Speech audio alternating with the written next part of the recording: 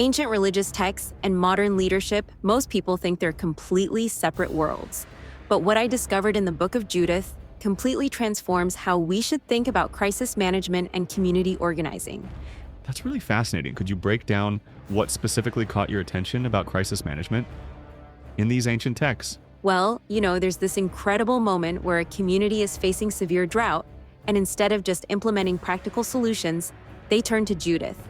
The text specifically mentions that, from her earliest years, all the people have known how shrewd you are and how sound a heart you have. So it's like they recognized both practical wisdom and spiritual authority in the same person? Exactly. And here's what's really mind-blowing. The elders actually say to her, "You are a devout woman, pray to the Lord, then to send us a downpour to fill our storage well." Like, they're acknowledging that effective leadership needs both practical and spiritual elements.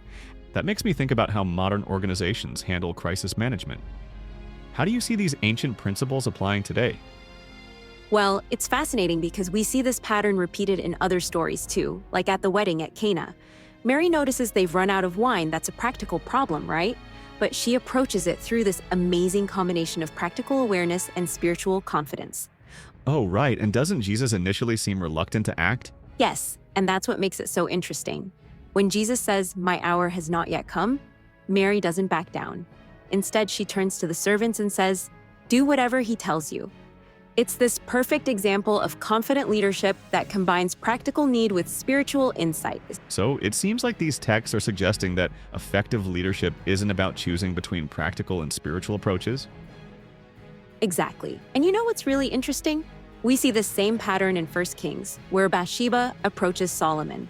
The text specifically mentions how he got up to meet her and bowed before her, then sat her at his right hand. It's this powerful image of how authority can flow through unexpected channels. That's fascinating because it challenges our modern assumptions about leadership hierarchy. How do you think this relates to current leadership practices?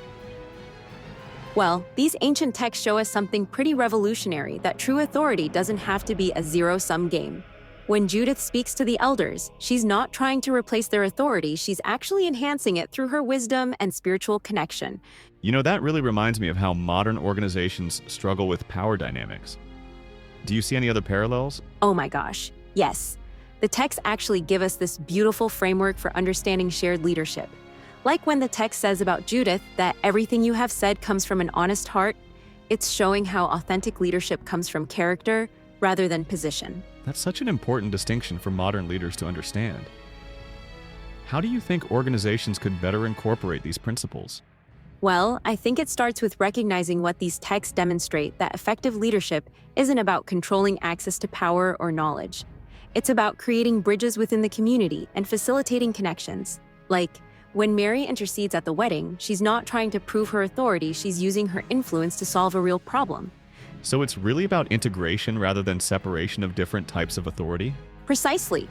And here's what I find most relevant for today. These texts show us that leadership can be both personal and communal.